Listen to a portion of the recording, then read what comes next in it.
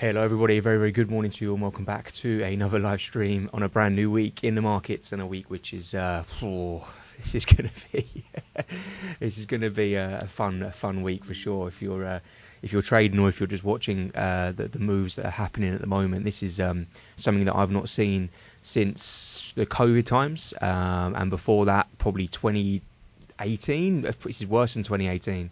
Probably the global financial crisis. You've got to go back to see the sort of moves that we're seeing right now, and that makes our job my job as an analyst and our job as traders a very difficult one, but also a very exciting one. So I'm very much looking forward to breaking down the top events and the top trades in which we can try and catch on to some of this momentum, I suppose, because there is definitely momentum in the markets, and there's definitely volatility.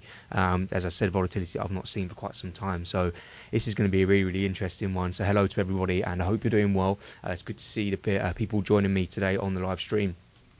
We've got Dan in the room. Hello to you, Dan. Good to see you. Thank you very much for tuning in today. And Lara, good morning to you. And Kurtton, a very good morning to you as well. And hello to everyone who is watching on the Discord channel.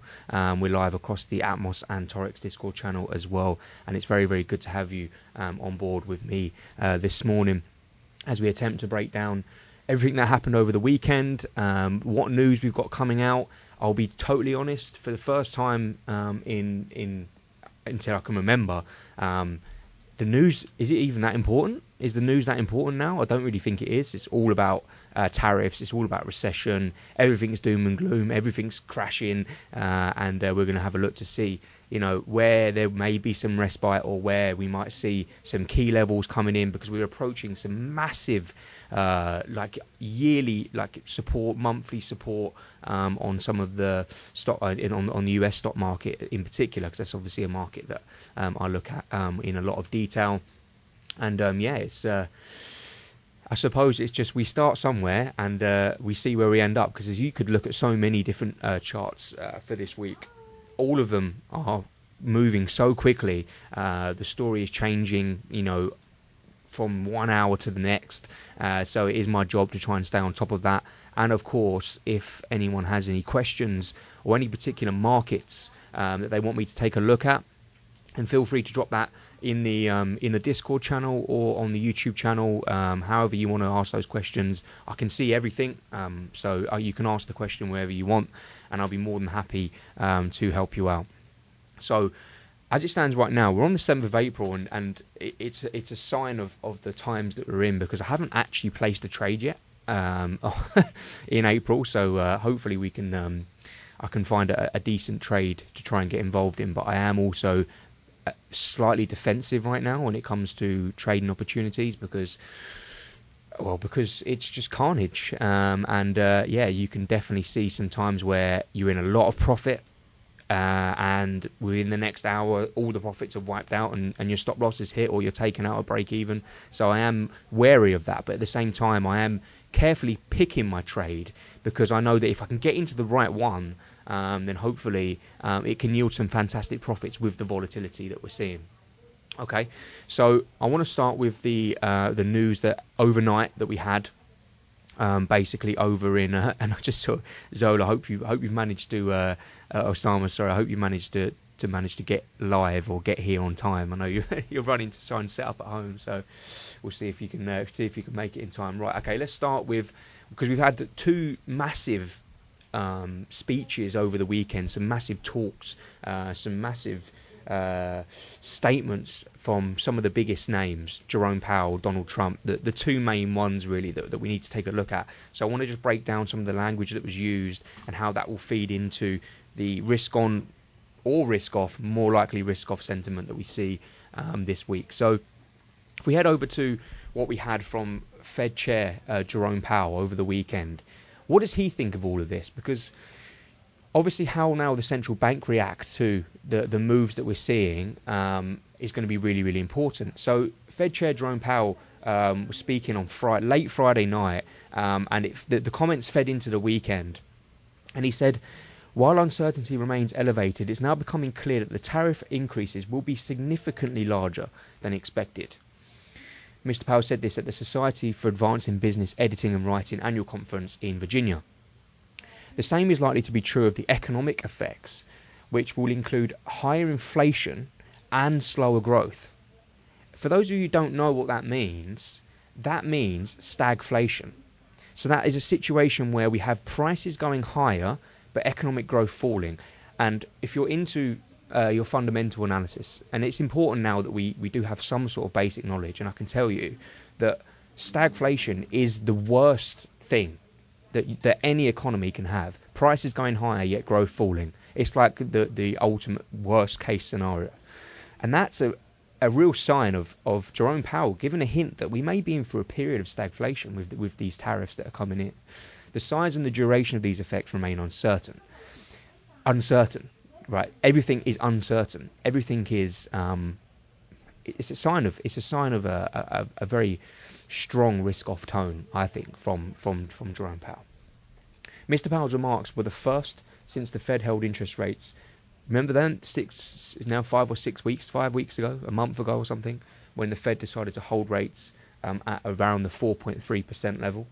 And it's the first time since Mr. Trump announced the universal and reciprocal tariffs against all of his trading partners, against pretty much everyone in the world. This is pretty much as close to a trade war as you get. And I listened to a great video from Warren Buffett, who basically said that tariffs are, in a way, a declaration of war. And I don't disagree with that, to be fair. And we're seeing that. I think this morning China have retaliated with 34% tariffs on all US imports. This is getting really, really messy. And the price action, which we will go through, the charts and the analysis, the price action does reflect that, to be fair. So if you want to read that, want to read more about what he said, I'm going to drop the link in the on the YouTube chat channel, so you can have a read about what Jerome Powell said late on Friday. To make things even worse, where was the statement which I thought was just crazy from Donald Trump? It's this comment here. Because he spoke, I believe he spoke, is it yesterday he spoke? Maybe on Saturday. It was over the weekend at some point. And it was here. It's this comment about medicine and about how he oh, let me get rid of that. He basically referred to everything that's going on as a patient who needs to take medicine before they get better. Right, so basically in these terms, he's basically saying things have to get a lot worse before they get better. So you've got to think about Donald Trump's view, his economic policy and what he's doing, is he's basically breaking everything down in order to make America great again. So he's introducing all these tariffs, and he's getting rid of all this trade, global trade between partners, and he's doing it, in his eyes, for the better for the US economy individually. So he thinks that if you create all of this mess, it's needed in order to make the US better in the longer term and make an economic boom, is what he says, in the US as a result of this. I mean, the price action and the reaction from the global markets obviously do not reflect that. But he's pretty much saying, yeah, I know, like that's pretty much what this does, right? This strips back the trade between the global partners, but the trade-off is that in the longer term, say in a few years' time, when all of this settles down, if he decides to carry on, which is another debate, will he carry on or will he take some deals? Well, I can tell you that he said, and this is a lot of he said, she said sort of thing, but he come out and basically said that loads of people from Asia, from Europe, from all over the world, he said, they're trying to make a deal with us.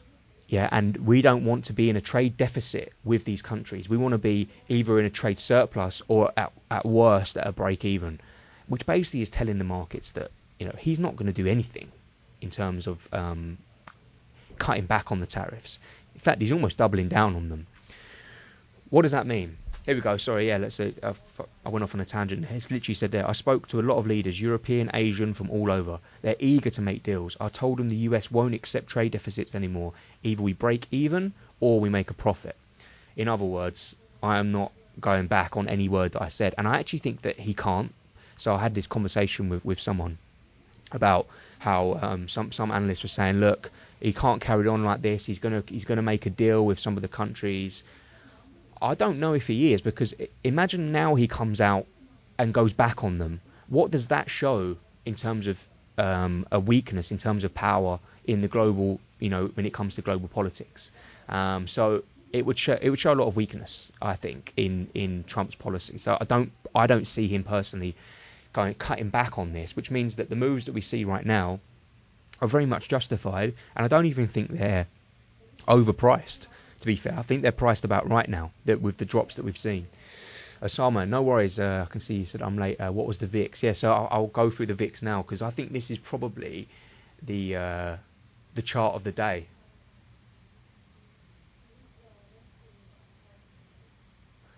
I don't even. It's not even. It's not even showing this candle. I don't even know why. Let me refresh the page. It's just crazy. The VIX is up at 60, right? If you look at where we are right now, 60. At one point earlier today, the VIX, which is the volatility index, which is the volatility that we're seeing in the markets, was up 50% in one Monday morning. I mean, so Laura, so why are these deficits why are there these deficits in the first place, and why did they happen?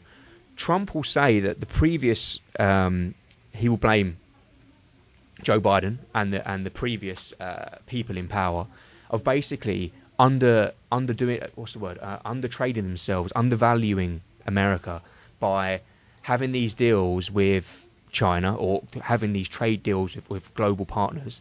And he believes that these trade deals were not to the benefit of the US. That is the bottom line, right? So he believes that these trade deals, and to be fair, when you look at some of the stats, the US are in trade deficits with these countries, and he thinks it's making America weaker. So his sole focus isn't about what goes on globally. He's taken a really, understandably, I suppose, selfish view, and saying, look, why are we in a trade deficit with you when we can create these things ourselves? So there's a lot of negativity around the policy that's being implemented by Donald Trump. But I would say is, who is to say that this doesn't work out for the US in the longer term? Who's to say that by ripping off the Band-Aid that this actually creates a stronger America? No one can say for sure. You can have predictions, and I would say that historically this way of doing it isn't a great way of doing it at all, because as you can see by the moves that we see on this chart right now, on these markets right now, it creates a lack of global trade. It lowers globalization. It restricts the global economic activity, and basically just creates utter madness. And that's pretty much what we've seen. So as I stream right now, this isn't now become because you saw the moves from a couple of weeks ago. This was very much US central, right? So we saw drops in the US stock market, but I actually saw the European stock market was performing fairly well. But this has now become a global thing, and this is where it becomes a massive inflection point in the world, because when it spills into the global economy, and then we see these moves on a global scale, there's nowhere to hide, and that's why we currently see, as it stands right now, it's Monday morning. For me, it's 11:20 a.m. For those in the UK, it's 8 a.m. and the Nasdaq is down 5%. I actually believe, and someone can correct me if I'm wrong, but I'm pretty sure this is right. The European stock market fell 5 or 6% on Friday. It's now down 5% today. This is the biggest drop over 2 days that we've seen since the global financial crisis in 2008.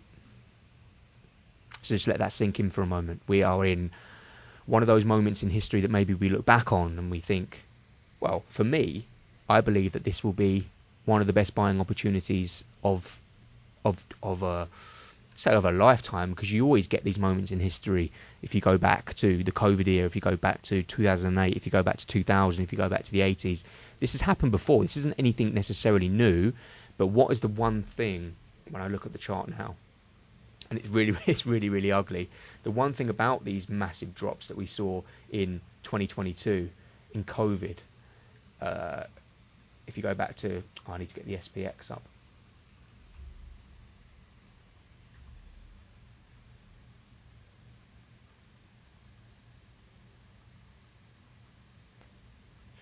scroll back here, 2018. Keep scrolling, 2008. Look at that. The one thing that was the same about all of these was that it always recovered. So yes, okay, be a bear right now in the short term.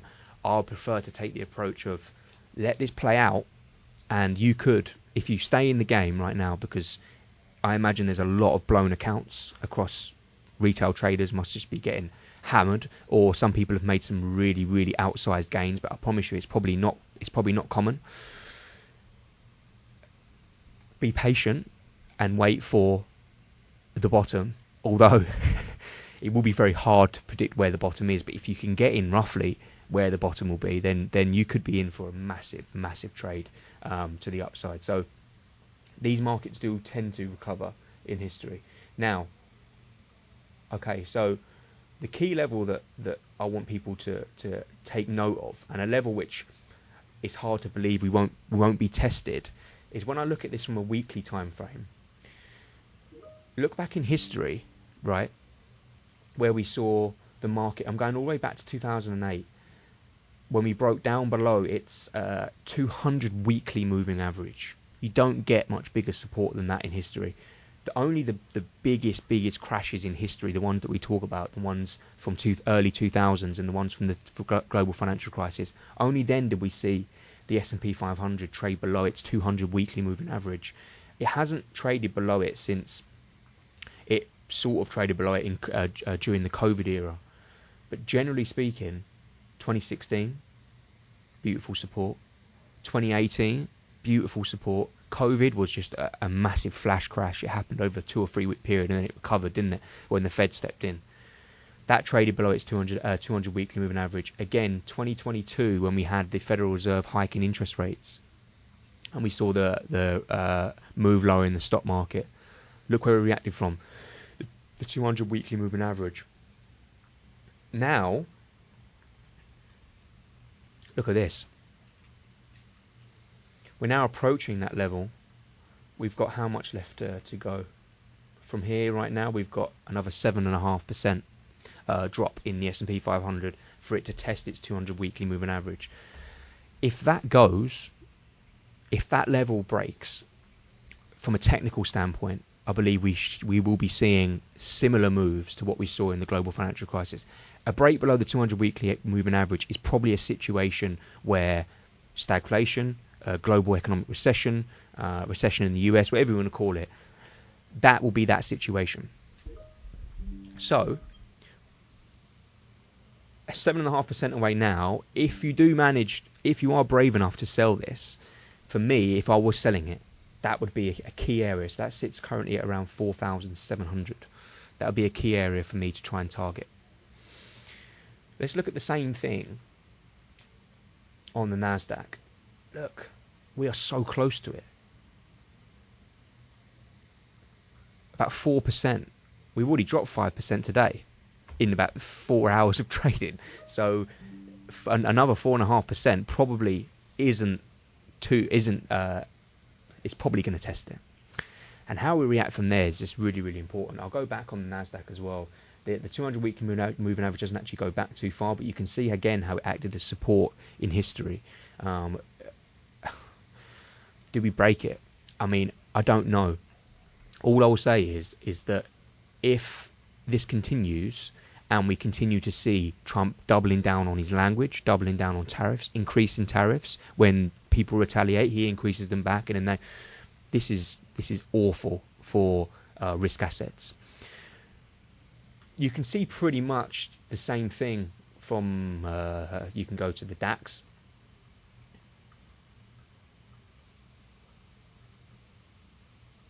Which is absolutely sinking. Now trades below its 200 daily moving average, quite comfortably. Is looking like it's going to go much lower. So I wouldn't say that this is necessarily. I wouldn't advise trying to trade this. I would wait to see how we react from those massive support areas. That's what I would do personally, because it's it's just one of those things which is it's very difficult to get in. if you do get in, just keep your risk really, really small, because you can still make some really outsized profits with some really, really small lot sizes. That's the beauty. But people tend to get excited with the volatility and overtrade it, and that's something that I wouldn't recommend anyone to do. Now, if I actually go to, because I've got a separate list for indices, you can see how this is echoing from a global perspective, because you've got the Hang Seng, which is down 12%.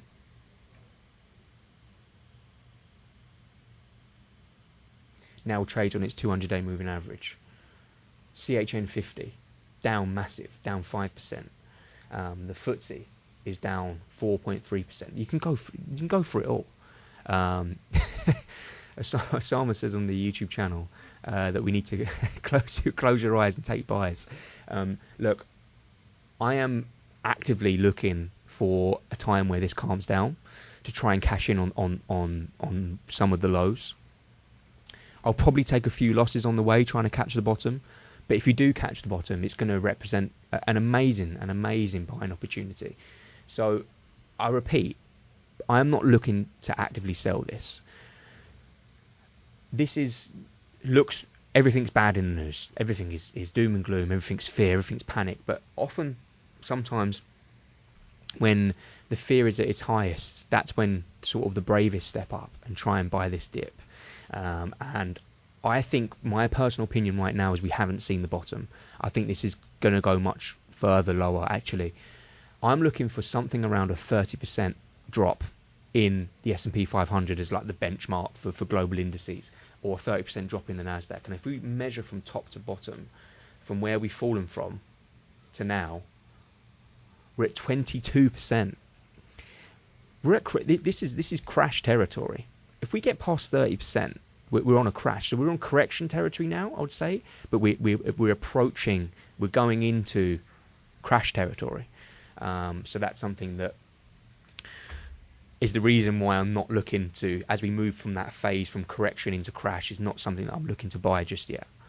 I need to see this calm down from a global perspective first.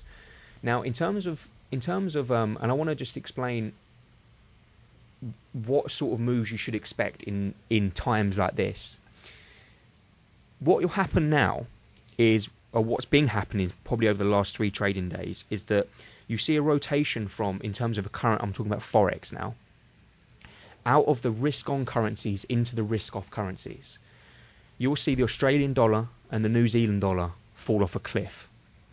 You will see the likes of the Japanese yen, the Swiss franc, as safe haven currencies. That's what they act as in times of uncertainty, in times of this. You'll see those currencies surge massively. And that means that from a Forex perspective, if you look at, for example, let's go to the Swiss franc, USD, look at that. It's no surprise that you see the USD and the New Zealand dollar down worse against the Swiss franc than any other currency. So they're the sorts of moves that you should be expecting. So, again, difficult to necessarily, if you're looking at it right now like I am, I'm not just going to sell from here. What we might see, and what I expect to see, for example, on this pair, is when you go to these massive lows, is that what we're probably going to see is something like this. And as long as the narrative remains the same, there's no reason why we couldn't see a test, for example, on USD Swiss. This is USD Swiss, sorry, of around 0.8.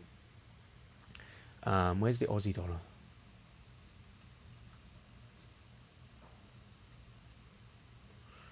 But be careful, because often what sometimes you can see is, and this is where people get, this is where people lose their accounts, is that we see this massive move lower, like with no pullback,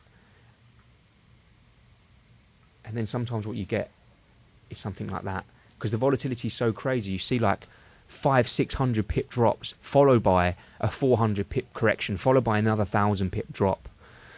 And you can imagine if you tried selling right now and then it surges 500-600 pips, and you hold on because you're like, oh, this is going to drop, this is going to drop, and then next thing you know, you've blown your account because the correction was a 400 pip correction. That's the problem sometimes with these volatile markets. So if you're not in right now, just be patient.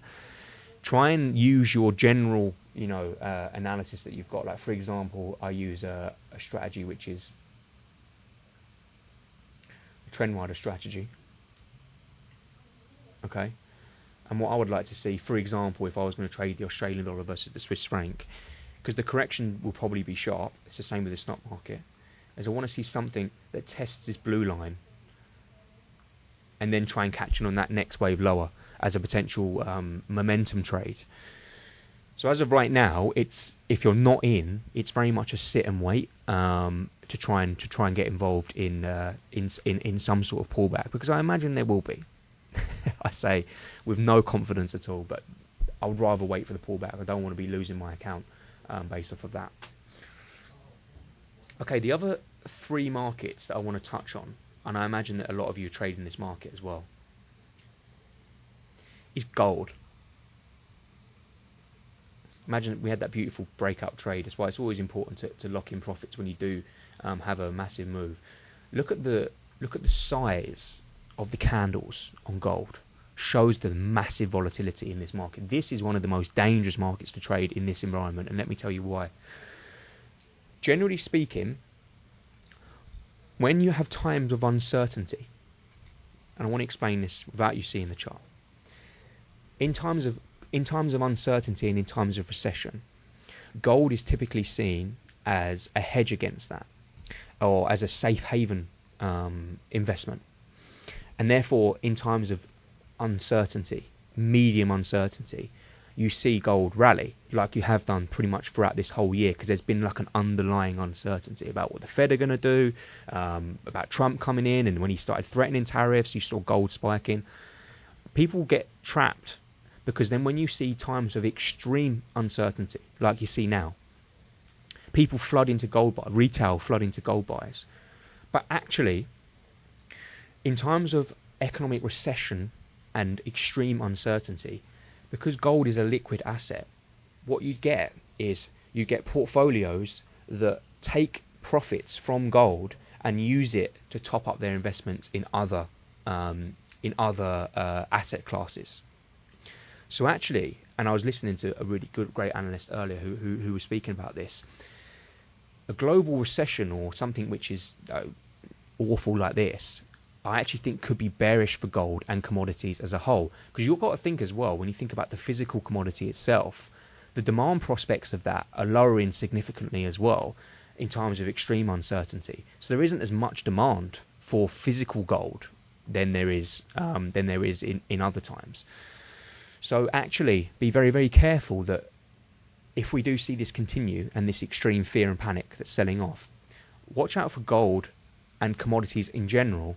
Watch out for them to fall quite dramatically rather than increase. But you will see days of extreme buying and you will see days of extreme selling. So my best advice for you is, if you do manage to get into some profit on the likes of gold and these markets which are moving, well, pretty much all markets are moving crazy, but likes of gold and commodities, be aggressive when it comes to moving your stop loss to protect your profits, because this can turn around really, really quickly and you might see massive, like this 4-hour candle is just, these 400 candles are crazy.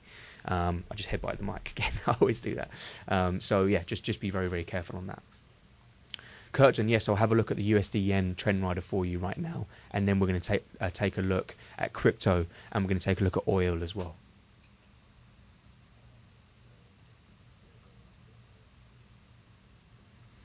Well, this is one of those. This is a beautiful trade, Curtin. Amazing trend rider trade. This is the sort of thing that I was looking at when I just spoke about AED Swiss franc. The trend rider in this particular environment, I think, is a really good strategy to use. It's a really simple one to use as well. We're just looking for this blue line, which is the EMA 12, to cross over this orange line, and then what we're trying to do is act on the retest of the blue line with a stop loss just above this orange line. So basically something that looks like this.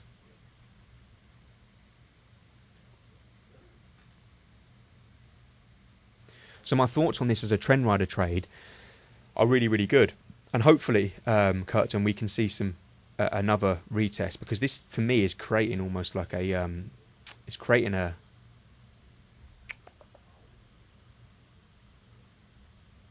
bearish flag.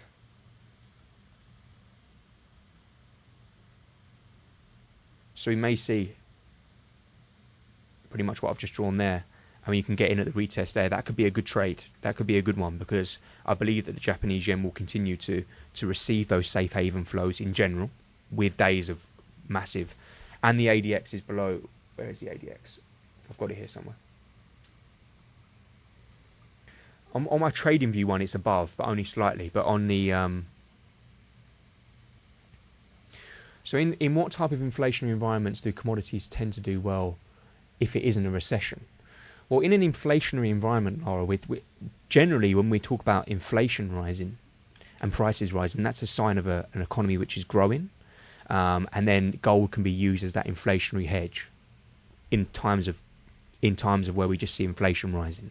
In these times where we potentially, as Jerome Powell says, will see inflation rise but growth fall, that's stagflation.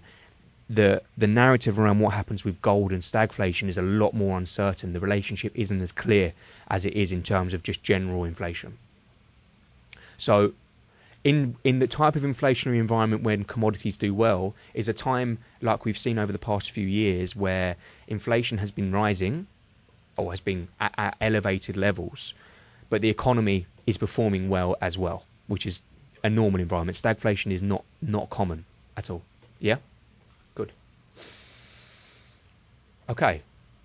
And then if you want to, because I saw that JP Morgan now, they see a recession at around 60% chance of a recession in the US. Much, much higher than what we saw previously. So when we now look at some other markets, and before I look at oil, I want to show you this one. Oh, sorry, no, I didn't want to do that. I just want to add it here. It's copper. Why copper? Why is copper important in these times? I've said it on previous streams. Okay. Copper has a correlation with global GDP. Basically means when copper's rising, it's called Dr. Copper. This is the relationship that it has. When copper rises, it's generally a sign of an economy, a global economy, which is performing well. When copper falls, it's a sign of a weakening global economy. Well, look what happened to copper pretty much, let's say, since Friday and today. Sorry, Friday and today's session. We see a big sell-off in copper.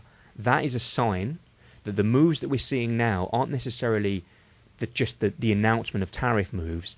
These are moves where big banks, big institutions are starting to price in a recession. That's why we see copper selling off so dramatically. And so from a technical analysis point of view, I mean, if we could see copper basically come and take out, well, we will see copper do something like this, should we see a recession. And when you see something like that, that's when we see more weakness in the stock market, more safe haven flows into the Japanese yen, Swiss franc, etc., flows out of the Australian dollar, probably, I think, potentially gold lower as well. And the other market, which I know, Laura, I know you take a look at quite a lot, is oil. I have a lot of FOMO right now, and it's important to not have FOMO, especially when these markets move quick. Look how beautiful that trade was. Yes, there was a bit of luck, but we called that so well last week when it came to this move lower in oil. And I said that we could be heading for a swift move below 60. Well, look, remember when I spoke about how this massive support that was coming in, it was almost yearly support.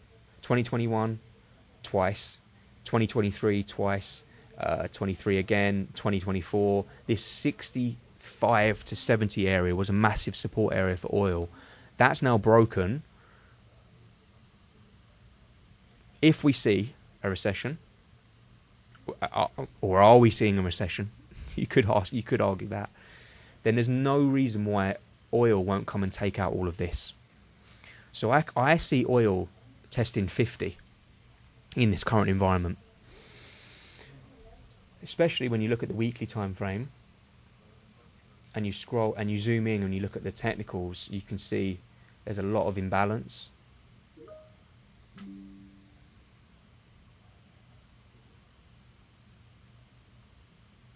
in these areas. And so if you are looking to sell oil prices, for me, fantastic.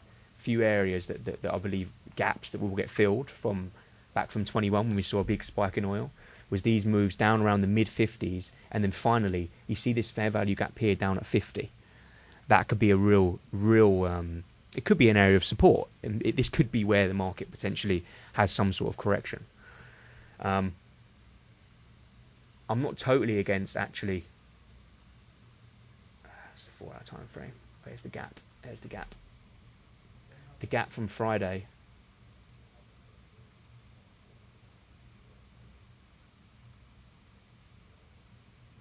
This as a trade.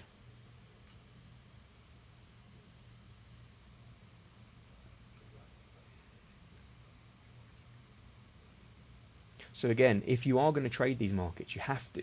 There's no choice unless you sit out, which is also advisable in these scenarios. But my job is to try and find trade ideas, I suppose. This is a potentially good 4-to-1 trade to try and catch in on that momentum of oil downside. Oil could react to a lot of different things. What could bring the price up, even with the tariff situation? The only way in which this could bring the price up of oil is if we don't see a recession. So if we see an inflationary situation come from the tariffs, right, but the economy manages to hold up as a result.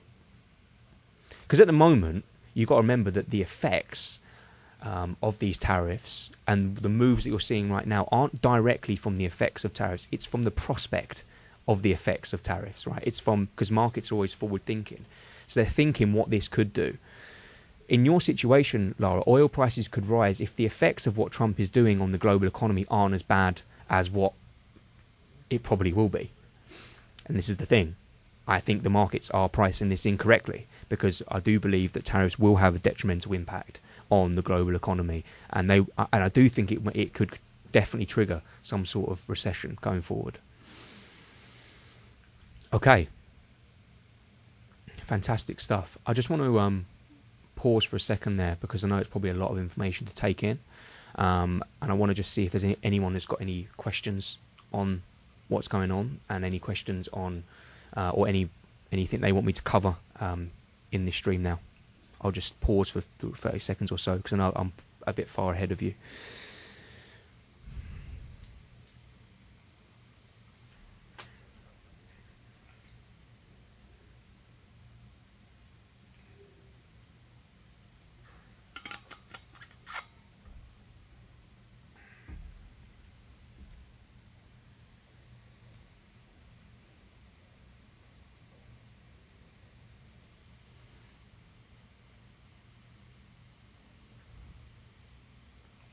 Why is copper a sign of global GDP?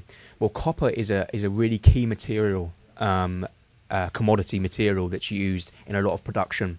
So when the price of copper goes down, it's basically a sign of industries across the globe lowering their production as a result of lower demand.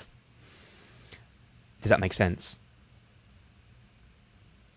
So basically, if you think about when output and productivity falls, the need for copper falls. Therefore, the price of copper falls, because it's not being used in production as much.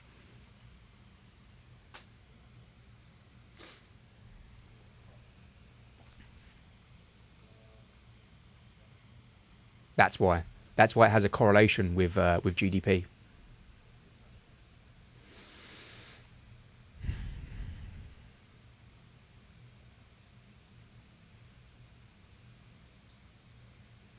Amazing. Okay, so to summarise on that,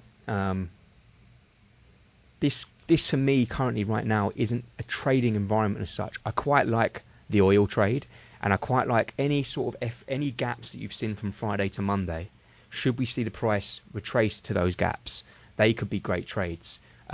Yes, so exactly what you said there, Curtin, on FEGs and the stock market being filled. Like, for example, this. Exactly right. I would keep risk to a minimum.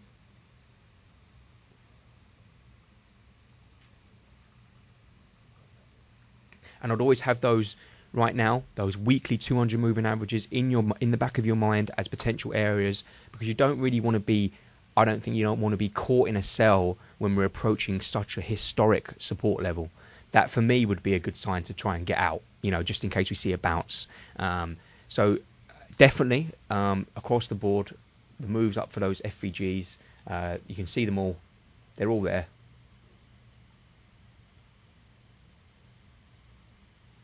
I can mark them all if you want, but I'm sure you know how to mark them by now. The DAX there as well. Yeah, they could be good potential selling opportunities. I would just keep risk to a minimum, because it's so volatile. It could trade way above that and then drop. But it's a way to try and get involved with some of the market moves. And just finally as well, if you're wondering whether this was ever going to spill into crypto, because I was surprised about how crypto's managed to avoid really the risk-off sentiment over the past few weeks.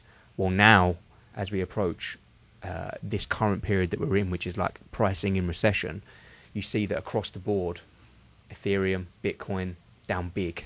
So it's spilling into all markets. There is no hiding in this environment, unfortunately.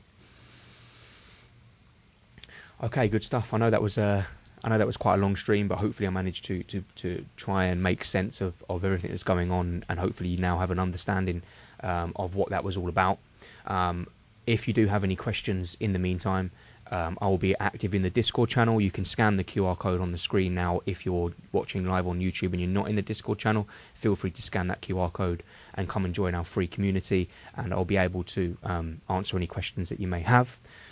Until then, I will be back live on Thursday because is it Thursday or Wednesday? I believe it's Wednesday, breaking down the US inflation print, which is out, which we didn't even speak about.